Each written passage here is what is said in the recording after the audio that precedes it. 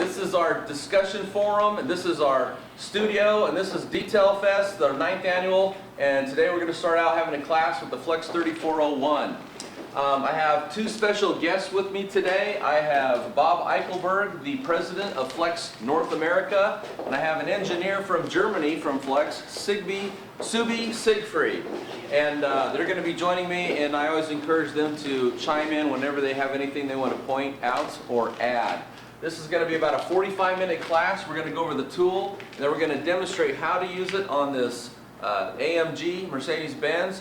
And the front of this car is, well, actually the whole car is completely filled with swirls and scratches. We're just going to buff out a section of the hood and show you how this tool works. Before we get started, I'd like to ask, with a show of hands, how many people here own a Flex 3401? Raise your hands high because I'm a slow counter. 1, 2, 3, 4, 5, 6, 7 people. Out of the 7 people that are 8 people, out of the 8 people that have one, or people that have raised your hands, if you don't own one, have you ever used one? Raise your hand. So you've used them, but you don't own one. So how many people don't own one? Raise up their hand. Okay. 1, 2, 3, 4, 5, 6, 7, 8, 9. 9 people. 10 people. So you're here basically to kind of learn about this tool. Is that correct? Okay, so that's what we're going to try to do. We have a hell of a sale going on too. Oh, what is the sale? And the sale for this weekend through today is $325, tax included. That is a good deal. What are they? Freebie for me.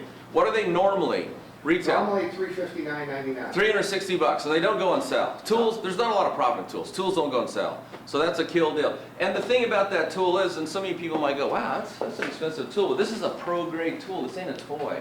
This tool is designed, and I cover this in my PowerPoint, it's designed to be used in a production shop 6 days a week. You know, you're supposed to take 1 day off and rest and relax. You could do 7 days a week if you're a workaholic, but 6 days a week, 12 hours a day, grinding with this thing, buffing on cars, and it ain't going to fail you. If it does ever fail you, you got your money's worth out of it. But I've been through the shop. This is a quality tool. Anyway, so how to use the Flex 3401. A little background on me. I'm the director of training here at Autogeek.net. I'm the host of Autogeek's What's in the Garage TV show. We've had 2 seasons, maybe a future one coming up. Host of Autogeek's how-to videos, author of the Complete Guide to a Show Car Shine. That's this book up here. Most, not all, but most of the pictures of the cars that you'll see in here are cars that I have buffed out, including this 1939 Lincoln Zephyr on the front cover. It covers 7 different types of tools and anything you ever wanted to know about creating a show car finish from something that's starting out full of swirls and scratches. I was the primary instructor for Meguiar's at their corporate office from 2003 to 2009. I was the corporate writer for Meguiar's from 2002 to 2003. And I've been the guest detailing expert on Chasing Classic Cars with Wayne Craney, My Classic Car with Dennis Gage, Two Guys Garage with Brian Fuller, and Motorhead Garage with Sam Amola and Dave Bowman. I love detailing cars. This is probably, to me, the pinnacle, the highest point in my career is when I got to detail a 1966 Batmobile. It is the most iconic car in the car hobby. Some guys like the newer Batmobiles, doesn't matter. It is this car. You put this car anywhere at a car show and people flock to it. They want to touch it, they want to sit in it, they want to get their picture by it. The Batmobile. And I know the guy that owns this. If you look, this is actually, look how junky this is. This is his garage. And this guy is a genius when it comes to taking and making gadgets. So everything on this Batmobile is exactly as it was supposed to be, and it functions and works. But guess what? That guy, he can make anything work, like a Geiger counter or the bat antenna, but he can't polish paint. When I met him, this thing was a swirled out mess. And I said, I can fix that for you. So he said, have that. So I buffed it all out for him. I also started doing this in 1988. If you take a look, it's kind of funny. If you look at the Meguiar's guys out here right now, they all have black shirts on. Back in the 80s, we wore maroon shirts. But that was my dog, that was my drag boat, and I taught my first class, and not only did I have a car there, but I demonstrated how to wet sand by hand and had a machine buff, and I used the bow of my drag boat. The bow is gel coat, of course, but that black stripe is Imron paint. So I had the ability to demonstrate both paint and gel coat at the same time. So I love detailing cars, but I also love showing people how to detail cars. This was a roadshow class I taught for Meguiar's in 2006.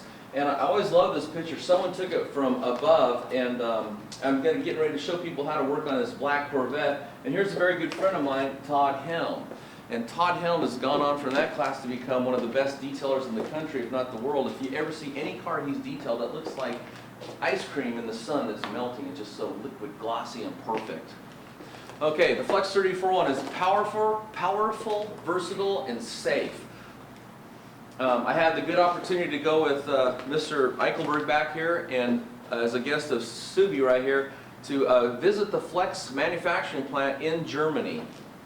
And there, I got to see how the tools are made. And I have a background working in a clean room for Hewlett-Packard, so I know a little bit about what process control is. This was a class 9000 clean room. And they have process control at every step of the manufacturing point. And so everything about this tool is very refined, is dialed in, is balanced. In fact, I think I got a picture showing here's before, and then you can see where they've grounded to even balance out the motor. So they're perfectly true as they spin, so the bearings don't wear out, so they're smoother when you hold them. The gears used in the Flex Power tools, all their tools are each hand ground by machine, then heat treated to strict tolerances. These extra steps reduce noise, so the tool runs quiet. It reduces wear and tear for increased working life. I've got a Flex PE14 over here, and if anybody here has a rotary buffer at home, here's a real simple test you can do. Take it home, plug it in, turn it on, and if you listen carefully, you will hear the gears growling. That's because the gears in those tools are stamped, high volume, cheap manufacturing. There's no growl in this tool. Okay, so that's the precision.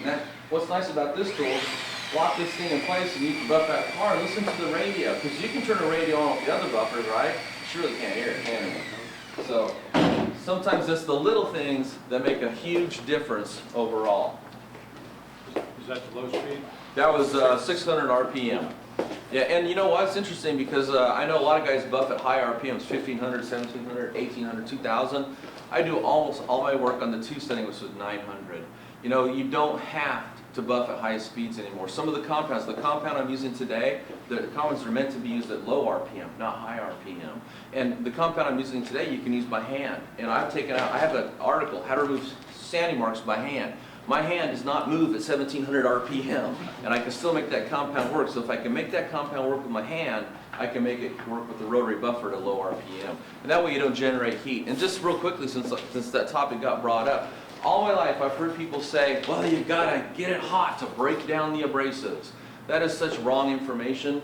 Heat is an unnecessary byproduct from the buffing process. If you could do anything you could to keep everything cool, the paint would be better off. Clear coats don't like heat. And so all these guys go, well, you got to buff until you get it hot to break down the abrasives is not true. Here's what breaks down abrasives. Pressure over time. Pushing down, pressure, buffing. Abrasives break down. The byproduct is it gets hot. It's not something you want, it just happens. You can't stop it. So anyway, flex polishers are engineered specifically for automotive paint polishing. You know, you take a rotary buffer, you can put a cutting disc on it and cut steel or grind steel, cut concrete, grind concrete. You can buff paint with it too. But if you look at the Flex 3401, Bob, go over here and grab that and hold that thing up. You can be my Vanna White today. If you look at this tool, let's go ahead and just throw a pad on there.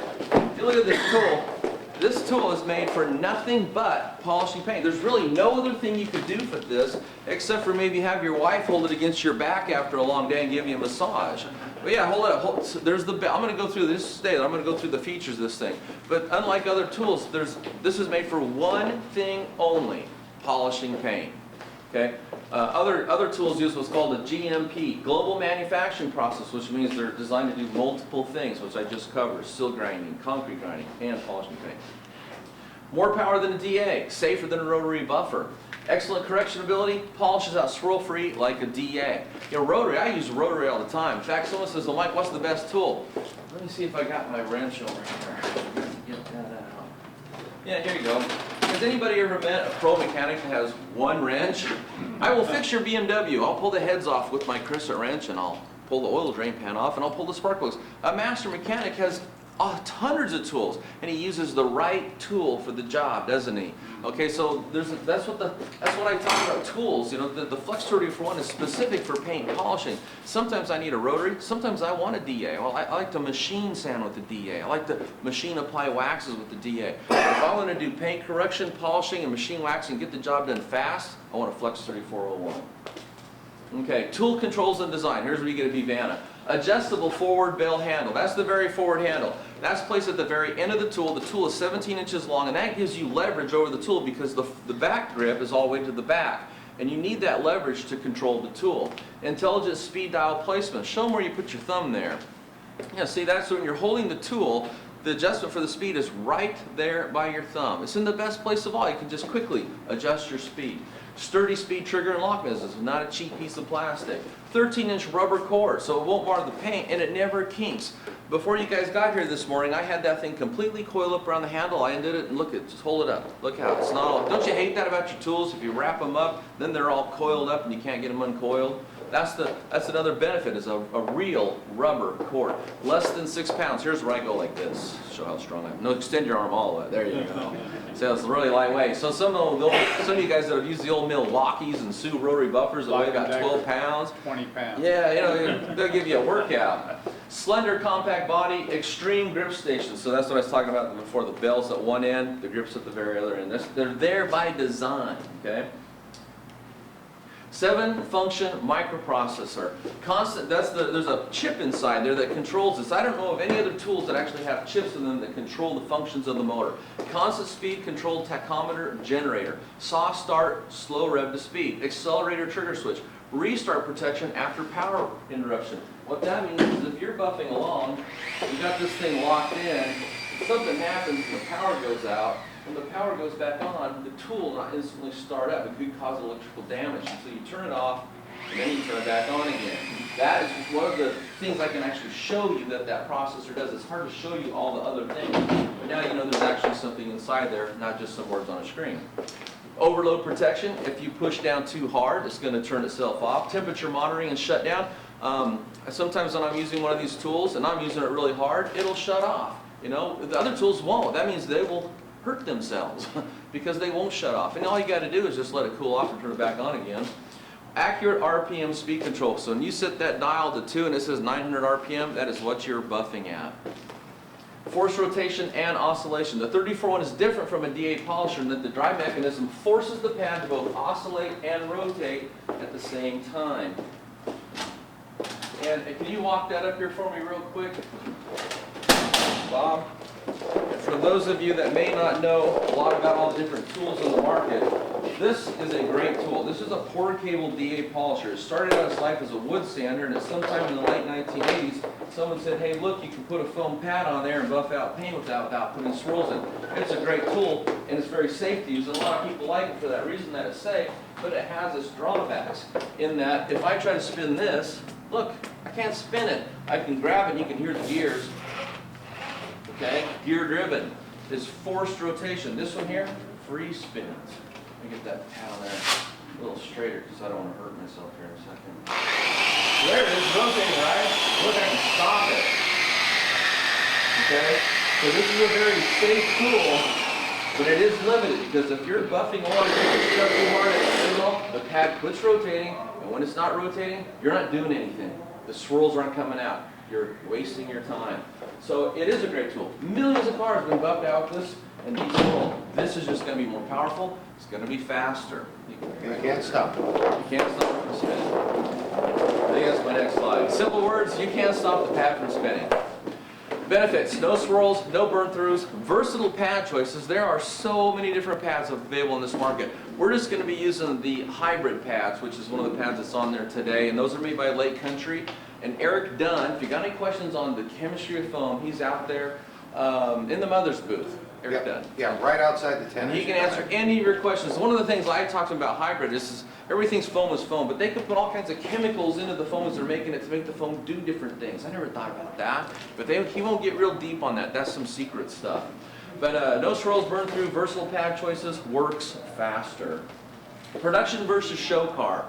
Production is doing one step. In my life, I see so many guys get into detailing, and usually what they do is they read the forums, and they see all these great detailers doing all these steps of these cars and making these cars look flawless, and then they try to do that to a Ford Taurus or a four-door Honda Accord for some lady that just wants to drive it back and forth to work. And what you're doing is you're not matching your services to your customer.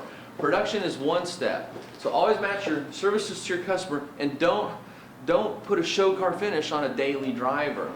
Okay? Don't promise to remove the swirls and scratches when you're doing production work. It's a nice thing to do, but guess what? You won't make any money. okay? And it's all about win-win. You want to do a nice job on the car, but you want to have some money in your pocket by the time the day is over. Okay, if you don't have one of these, this is an example of what I call my VI. This is a vehicle inspection form. Before you ever buff out a car, you should fill this through, get their signature, and if you want to copy this, you need to grab one of my business cards up here, and I will email you this copy, and then you can print out your own. Don't take one of these. I mean, if you do, I only got 4 of them up here, but go through that form, and it'll educate you, it'll educate your customer, and it'll help you to make more money in your detailing business. And Rennie Doyle is here, Joe Fernandez is here, and both those guys helped me to create this form. This isn't just mine. I had help from their ideas and my ideas. We kind of collaborated on this. And one of the most important lines on there is this one right here. Service recommended, service accepted. What that means is you brought me a Porsche and you, man, I want this to look nice. And I go, okay, I'm going to do a 3-step and that's going to cost you $800. You go, I don't want to pay $800. I want to pay $200. Okay, well then I'm going to put down here, I recommended my package 3, but you accepted package 1. Now when you come back and you go, hey, I thought you were going to get all the swirls and scratches out of my Porsche. They go, hey, I recommended my 3-step, but you only wanted package 1, and that ain't all the swirls and scratches out. You just protected yourself with those 2 little lines, okay? What I recommended, what you wanted. So it's a very good form. Okay, production detailing, 1-step process. The normal things when you detail a car is you wash it and then you clay it. Those are and you dry it off. Those are normal things. So when we talk about how many steps we're going to do to the car, it usually means the machine steps. Nobody works on cars by hands anymore. The clear coats are too hard. You're not going to get nothing done. So a 1-step process means using a quality cleaner wax. If you look over here, I brought out a few examples of a 1-step cleaner wax. What have we got here? Meguiar's Color X, Optimal Polyseal, 3M Cleaner Wax, Mother's Cleaner Wax, whoops, and this is the Pinnacle XMT series. This is a cleaner wax. They will clean, polish, and protect the car in 1 step. They won't remove all the swirls and scratches. That's when you use a dedicated compound polish and fine cut polish. This is for doing production work. This is what, anytime you go to an auto parts store, you ever did this to an auto parts store and you got the wall of waxes? A lot of times those products will say cleaner wax just like this one does, right? Look at right there, cleaner wax. They won't say it right on the label, but almost everything down there is a cleaner wax. Because the average person doesn't know that much about waxes. They don't know much about the paint on their car. And all they know is, hey, the car's dirty and it's not looking like it did when it was brand new. I want to make it bright and shiny again. So they need something that will clean off road film and stains and light oxidation. So when you buy new finish or turtle wax or any of these products that are on that shelf at a consumer level, even if it doesn't say cleaner wax, chances are it's a cleaner wax, okay? Because that's what the customer needs. They just don't know they need it. But that is kind of the secret to doing production work. You don't do a 3-step, you use a 1-step. Cleans, polishes, protects in 1 step. And then the secret to doing a 1-step, because clear coats are scratch sensitive. They will scratch so easy. So you don't want to use a cutting pad with the cleaner wax. It might do a better job. The paint's not going to look good when you're done. The secret is to use the softest pad possible. And I got some examples of some soft pads here. This is a really soft pad. I'll pass this around. This is a gold jeweling pad. And this is what I'm going to use in my rotary buffer class later on to produce a hologram-free finish. If I could get away with using that the softest foam pad available with the cleaner wax just to make this thing look clear and shiny, that's what I would use. Always use the least aggressive product to get the job done. And a lot of times people think when someone like me says that, use the least aggressive product, that means the chemical, that means everything. That means the pad, the tool, whatever it is. Use the least aggressive thing to get the job done. The job done is make the paint look good. Make sense? Anyway, then these are both some soft pads. I'll kind of pass these around. These are waxing pads. This is a finishing pad, so this isn't quite as soft as those two or that gold pad. It's still pretty soft. And this is what you'd call a polishing pad, just your generic, not cutting, not finishing. It's right in the middle. It's probably the most commonly used pad. And you can feel this. I always run my hand across it and compress it to tell what a pad is. So that is a standard polishing pad.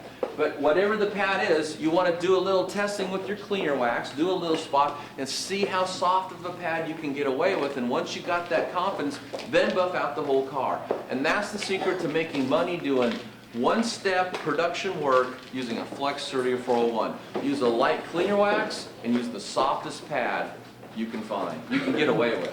Okay? And I just kind of went over some of the pads. In the hybrid line, which is what I'm going to use up here, the softest pads are the black finishing and the white polishing. In the CCS line that's passed around, you've got them in your hands. There's the gold, the black, the white, and I left the pink up here, but it's a polishing pad too. Flat pads, to me, this is like the simplest pad you can get. The pad is just flat on the surface. It's open cell. That means I can blow air through it. Closed cell means, think of this, when people talk about open cell and closed cell, think of a window with the glass intact. But the glass is intact, the wind and the water, the rain outside can't come into your house. And that's called non-reticulated foam. And when they want to make open cell foam, what they do is they cause an explosion in this vat where the foam is made, and it blows out all the windows. And now it's like someone broke out the glass in the window. Now the air and the wind can go through. And so one of the ways you can tell, though, is to blow. I can blow in here. Now, I don't recommend you all sit here and blow on this because you'll catch my cold. I don't have a cold. But anyway, those are called flat pads. They're the simplest pads. Also, open cell pads are easy to wash. Because they're open cell, you can squish water in, squish water out. So at the end of the day, you can clean and wash your pads. I'm going to use hybrid pads today. And hybrid pads are kind of part open, part closed. I can't even blow air into this, but guess what? It's harder to wash it, you know, because it's going to be a little harder to get the water. You get the water in, but it's still hard to get it out. So you always want to wash your pads. They're not cheap. You want to get as many uses out of your pads as you can. So anyway, lots of pad options for the Flex 3401. XMT is a light cleaner wax in the industry, and as you see up here, I have 5 different cleaner waxes.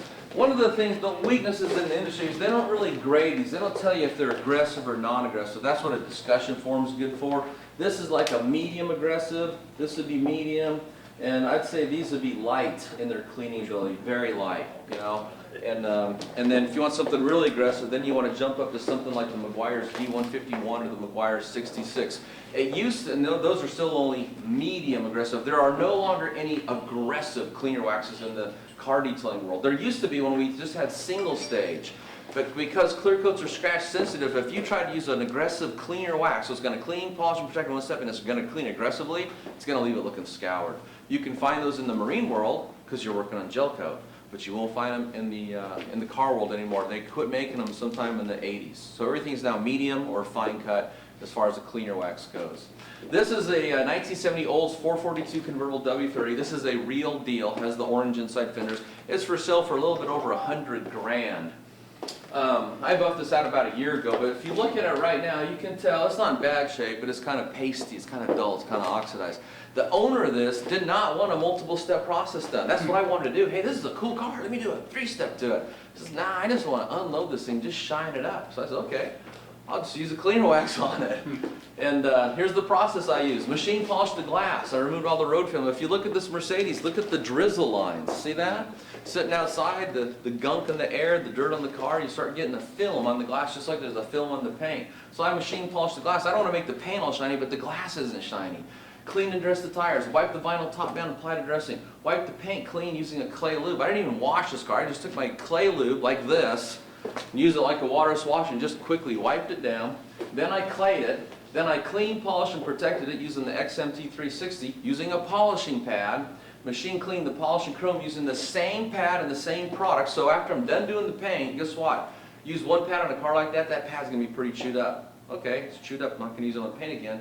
I am going to buff out all that chrome. I want the chrome to be shiny. It's stained just like the glass, isn't it? It's oxidized, it's got some rust spots on it. Wipe down the door hood and truck jams, done. Here's the clay before, here's the clay after.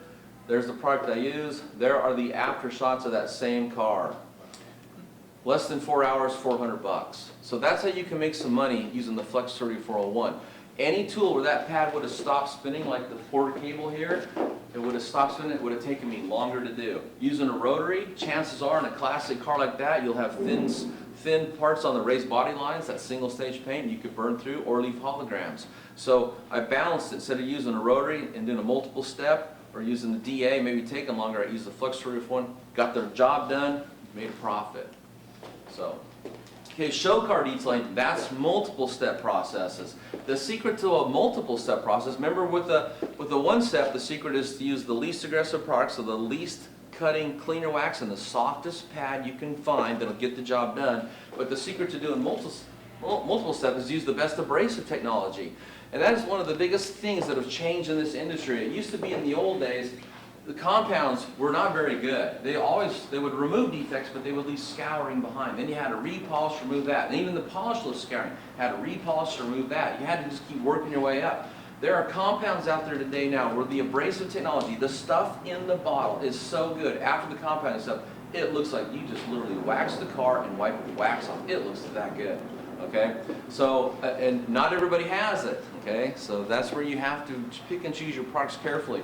I'm going to use Wolfgang today. Wolfgang products are made by Manzurna, some of the best abrasive technology in the world. And one of the things I like about Manzurna is that it's consistent. It works on a wide spectrum of paint systems. You know, paints are always changing. And what worked on this car with this brand, that brand might not work on this car, okay? Because paints are different.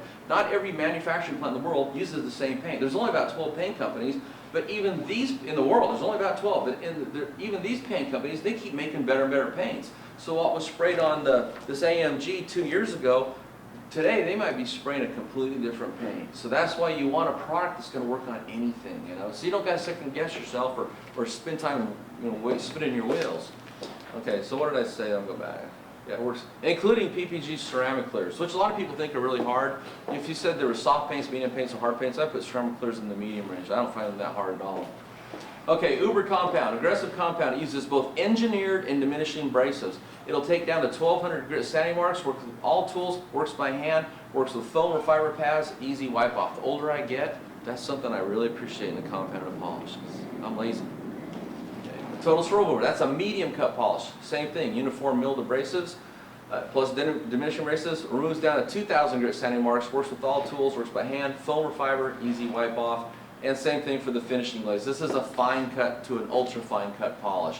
And with those three products, you can tackle anything that comes into your driveway. Even if you're going to wet sand, cut, and buff a car, you can use the compound to pull your sanding marks out and then finish that out to a show car finish. Okay, pad choice is important, but not as important as product choice. It all comes down to the abrasives. I meet so many guys that will always say this, it's all about your technique. And I'm just like, I totally disagree. 100% absolutely disagree. You can have the best technique in the world. You're the best detailer in the world. You got the best tool. But if the stuff in the bottle can't remove a defect without leaving a defect, it doesn't matter how good your technique is, you don't have good products. The most important factor in your detailing the car is the abrasive technology, the stuff in the bottle. Next, I would say would be the right tool and your technique, and pad would be the least important. You know, because foam is foam. I mean, you can use the CCS, you can use the hybrid, you can use open cell, you can use Hydrotech.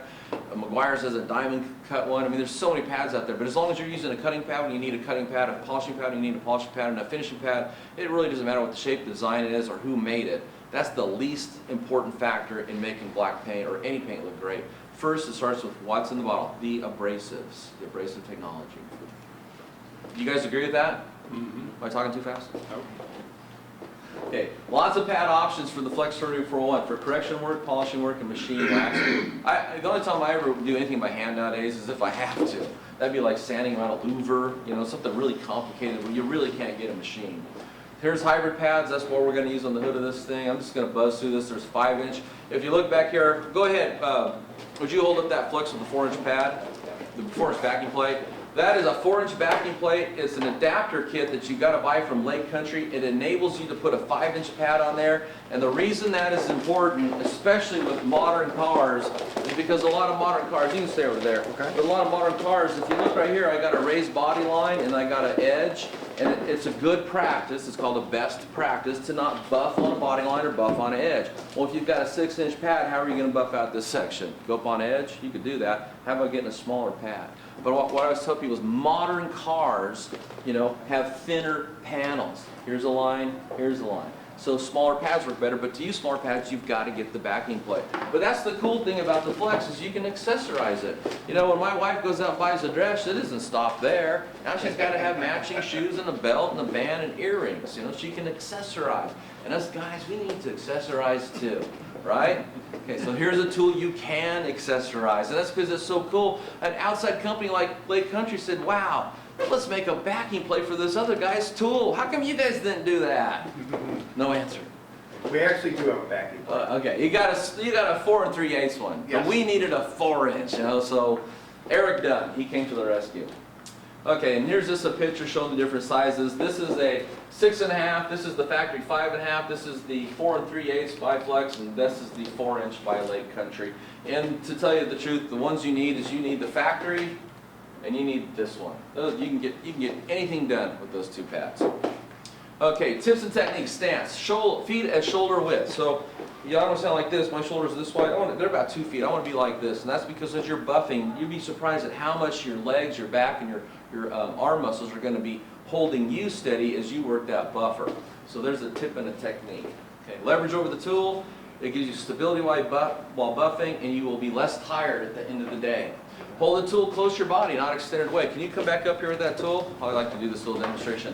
Hold your tool close to your body, not extended away from you. Why? I always see guys talk about, well, you just kind of want to be loosey-goosey with that buffer. And I'm like, really? That might work on a hood, but as soon as you go to a vertical panel, if you're loosey-goosey, the tool's going to fall down. You got to hold it. Now hold that as far as you can. Extend it out. Hold it like this, like you're buffing the side of a boat or something. Now, if he's got that thing extended away, I can grab this and move him all over the place. He has no leverage over that tool. Now bring that in and tighten up a little bit. Now when I try to move it, he has leverage over the tool. So every time I see some guy on the phone going, well, you just want to be kind of loose with that buffer. Really? How many cars have you buffed out? You want to hold that tool. You want to be the master of that tool. You can sit back over there, Bob. Anyway, I think that drives the point home. More leverage over the tool, more control over your buffing pattern. Here's my good buddy Jeff. He's buffing out a SSR, I believe. And what's funny is my other buddy, he's photobombing back here. The size vary to buff, large as you can manage. You know, when you're using the DA, this is a fairly small, weak tool. It's a great tool. I've probably buffed out as many cars as anybody in my life with this tool. But you got to shrink your work area size down because it's a little weaker. With this tool here, because of all the power, this is a Tahoe. This is as big a hood as you're going to get. There's actually a Silverado hood out there if you want to see how big this is. I think it's in the very back in the Optimum booth. And I wrote an article. You can type in how to use the Flex 3401 and Mike Phillips and pull up this picture of the full article.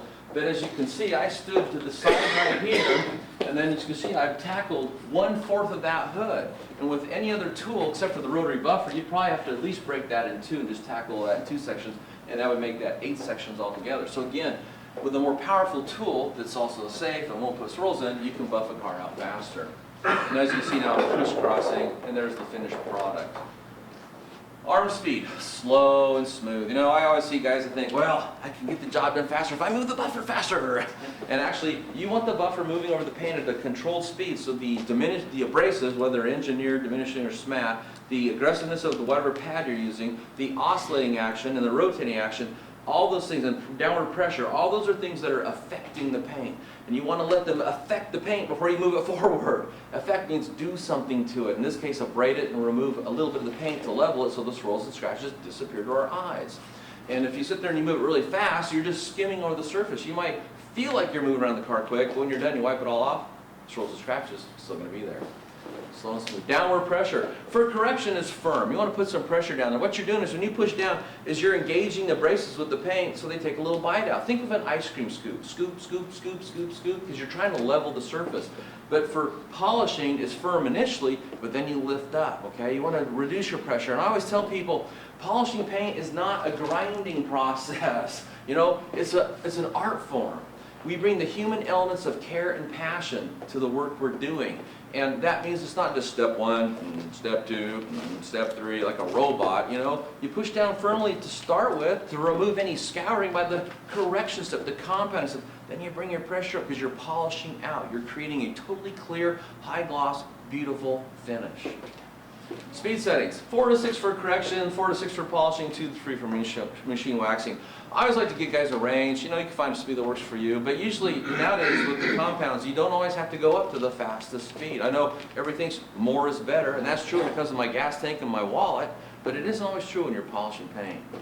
Hold the pad flat to the surface. Here's my buddy Rennie, the guy that was photobombing. He's buffing a 1959 El Camino with the very rare hard tonneau cover, by the way, in that picture. And the pictures are up on the forum. But look how he's holding the tool and he's keeping that pad completely flat to the surface.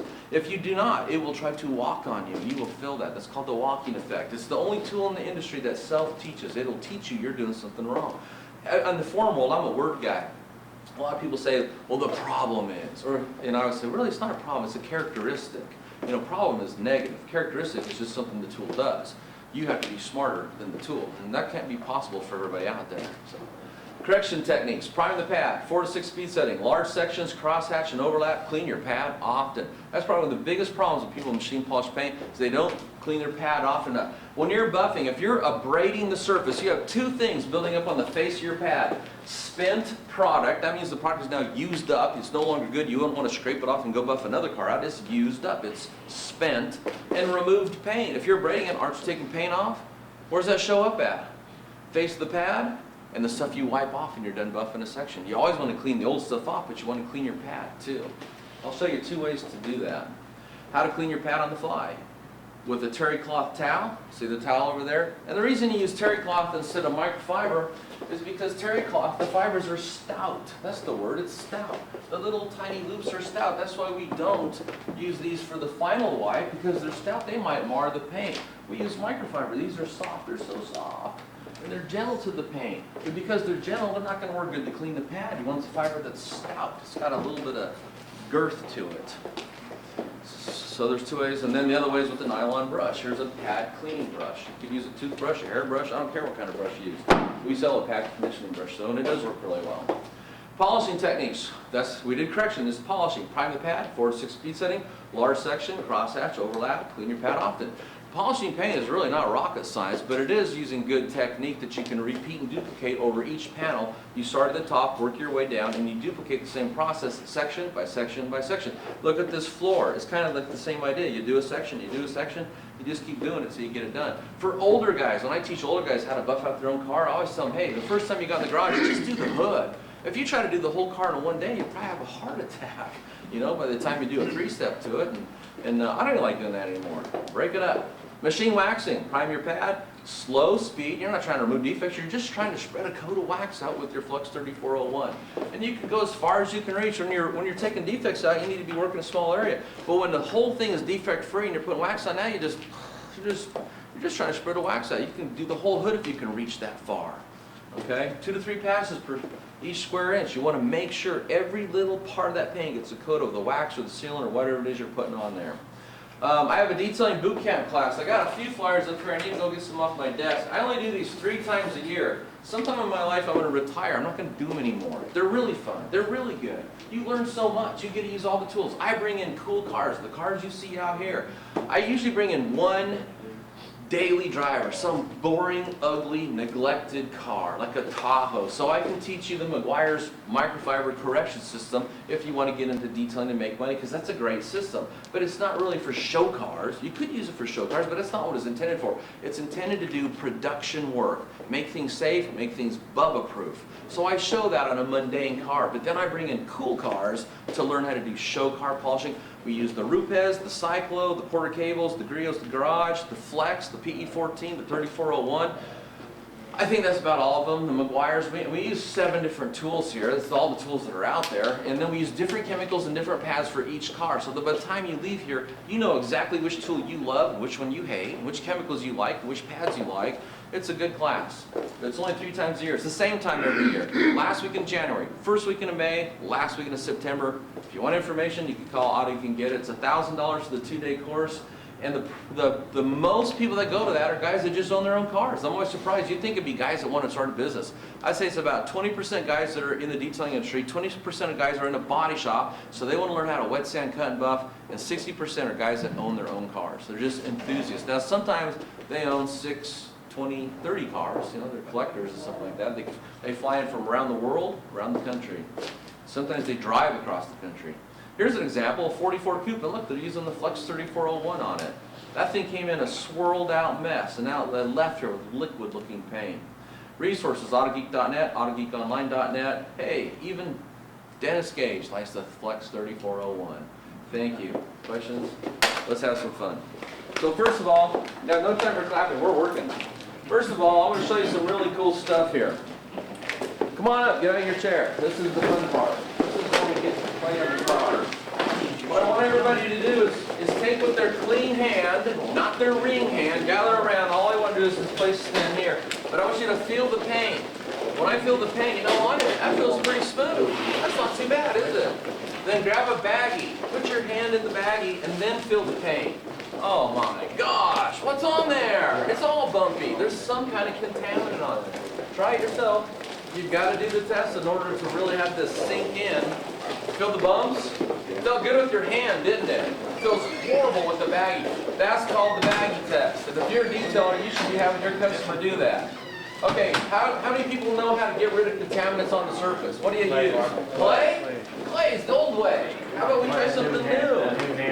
Okay, well guess what? I'm going to step over here and grab my Flex 3401 with a 5.5-inch vacuum blade. This is a nano skin auto scrub pad. Here, I'll pass this one around. Start with you. And I'll show you how to mechanically, can I get you to hold that? Stand next to me, I always push you to work. Open carefully so you can put it back in the package and sell it. What grade do you use? So I'm going to use a medium grade. I want to get in there and get the job done. You know, everybody asks that, and that's a good question, but when I'm going to detail the car, I'm always going to polish it out, so I don't care if I mar the paint. I just really don't care at all. What I want to do is I want to get that paint as smooth as I can. Yeah. Question. Got to ask it fast because I'm talking fast. You got to talk fast. I sell those, they didn't have the information on it. The back, the front of that has a coating on there, on the ones you use by hand. You gotta use it on the windshield to get Break it off. it in. Yeah. Hold on to this. Can someone hand me that universal plane? Can someone else plug this in down there? And I don't say about that. Is that the same way on the? Yeah, you want to break it in first. Okay. Yeah, and the reason you're breaking it in is so you don't mar the paint. Yeah. I don't really care if I mar the paint. I got So complaints. I'm not going to break it in. I'm going to buff the paint out. Yeah. You know, a lot of times people think I might be this guy that does all this really existential stuff. I get the job done. That's what I do. I want to get it done. I want to get it done fast, and I want to do it for money. I want to make as much as I can. And I want the car to come out looking good.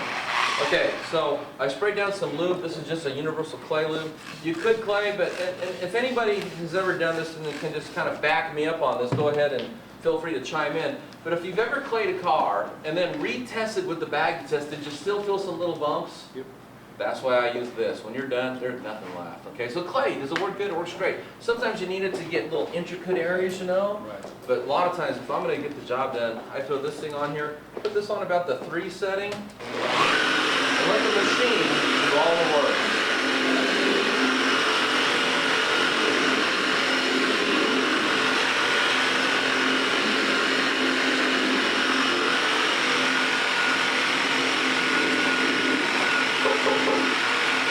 Yeah, hey, someone that knows something about fancy cars with alarms, make sure the alarm will go off.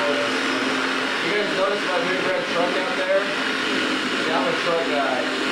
I prefer a roll-up window, carburetor, and a distributor. Yep. If it's any more complicated than that, I ain't gonna own it. There you go, sit that side. Can someone hand me that microfiber towel there? Okay, did that look easy? You're supposed to. Anytime you do a demo, let's make whatever it is you're working on, make it look so easy. A 5-year-old can do it, you know?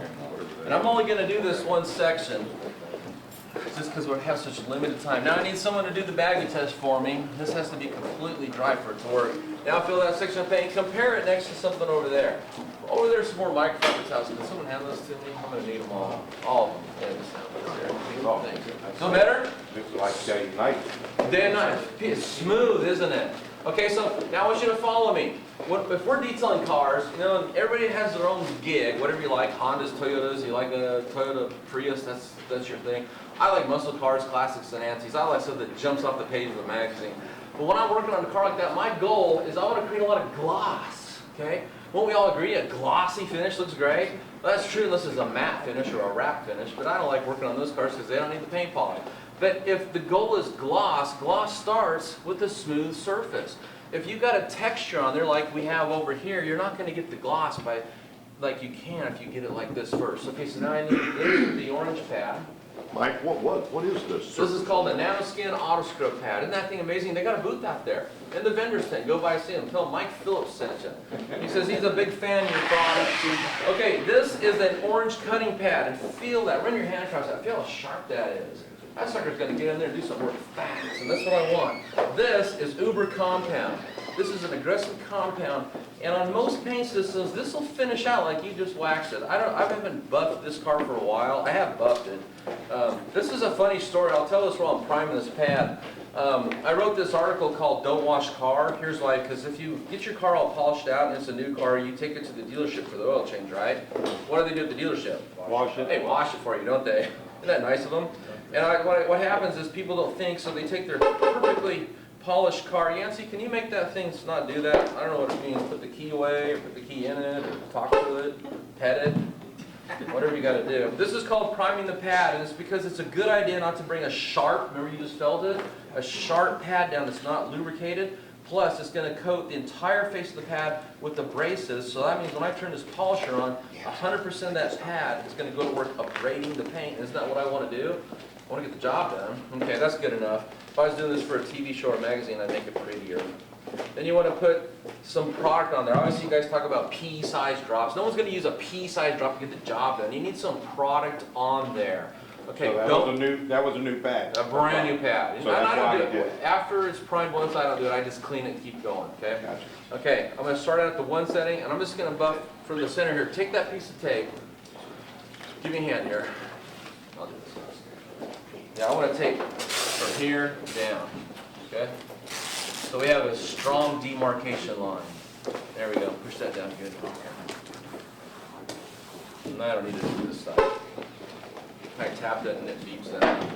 My truck never does that. Okay, so the first thing you want to do is you want to spread your product out so you have a uniform layer of abrasives over the entire surface. Use that for the one setting. Just spread this out.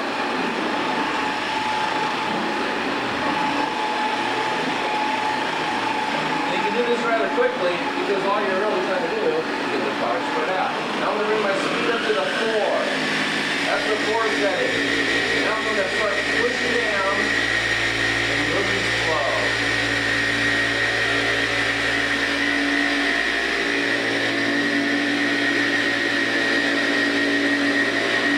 Hold out my pass by about 50%.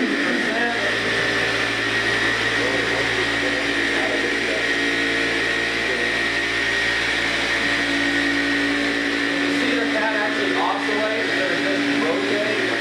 Now I want to change direction. And then same thing, just stop that. Overlap your pass by about 50%. Now, in most cases, you want to do about 6 to 8 section passes. What that means, a section is that's the section I'm buffing. And I want to do that cross hatch pattern 6 to 8 times. This is the second time. I started out going this way. That's one pass. 2 passes will be this way. This is the third section pass.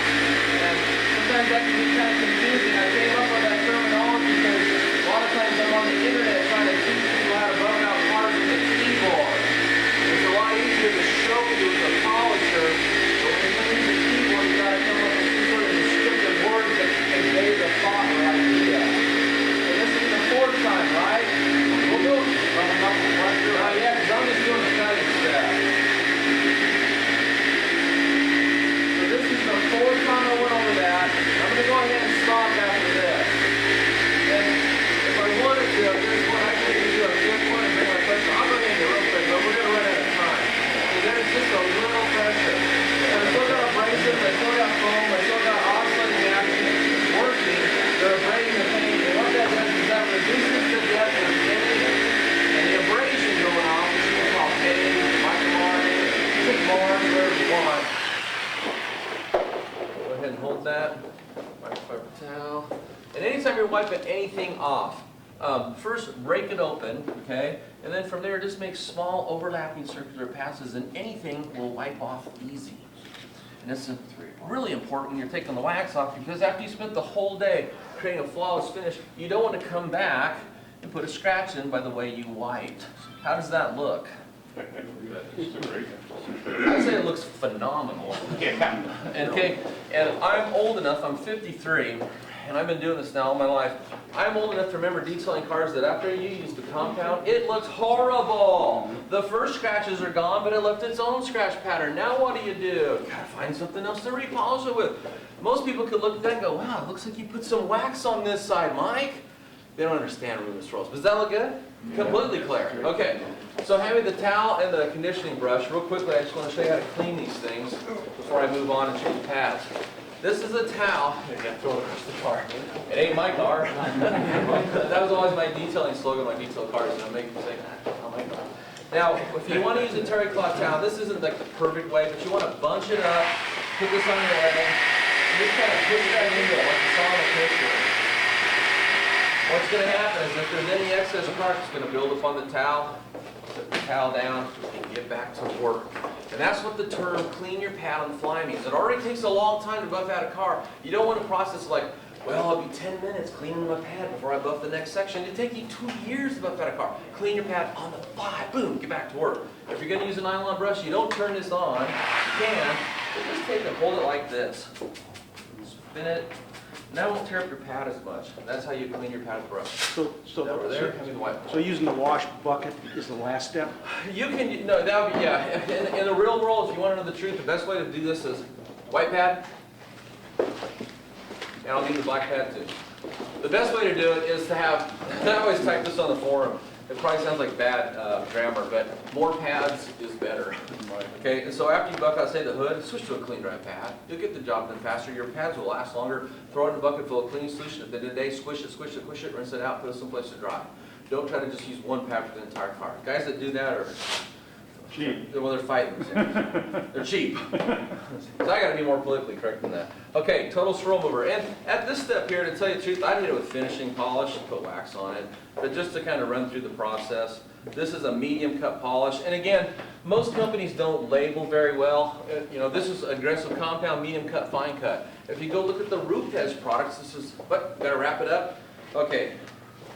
Well then, real quickly, you just continue doing this. I think you guys got the idea. But this is the section where now you would take and polish it, right? And then you bring your pressure up because polishing paint is an art form, not a grinding process. I only put 2 drops on there because I don't think I need all that much product. Spread it out.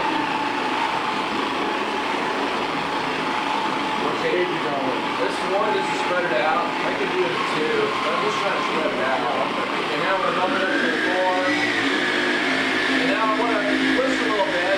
Now I didn't see any haze, did you guys? We could have wiped it down with alcohol though and probably saw some. So now I want to make sure there's no haze done by that aggressive compound into that. So let's push down a little bit. That's the basic abrasive with the paint. Cut out any defects left behind by the first step. I'm pushing down, that's probably about 15 pounds of pressure. You can't tell because when you push down, that little circuit in here brings the power back up. Okay, and then my last step. This is the weight machine.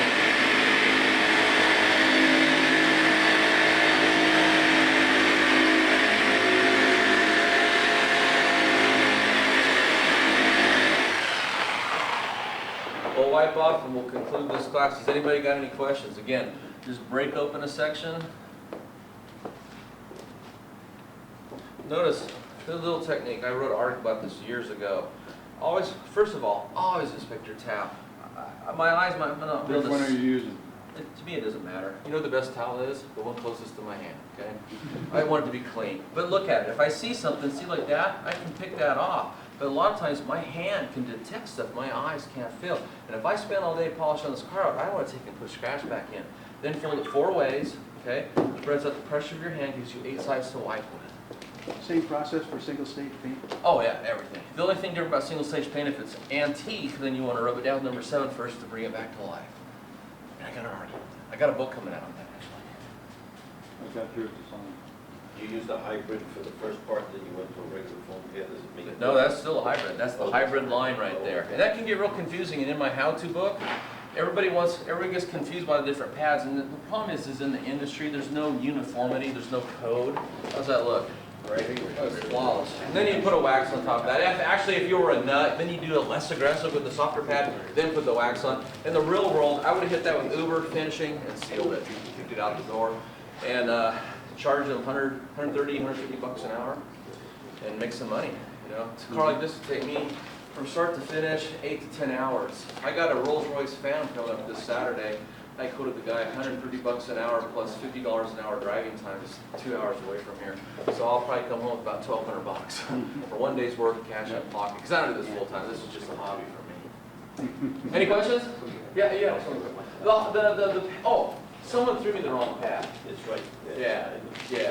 I want it all hybrid. Hey everybody, that's the end of this class. I'm not sure if the next class is coming up, but stay tuned. Hope you're having a good time watching Detail Fest live over the internet. I know we're all having a great time. Everybody turn around and wave at the camera and yell. Hey! Thank you very much. Thank you. You're welcome. Good job.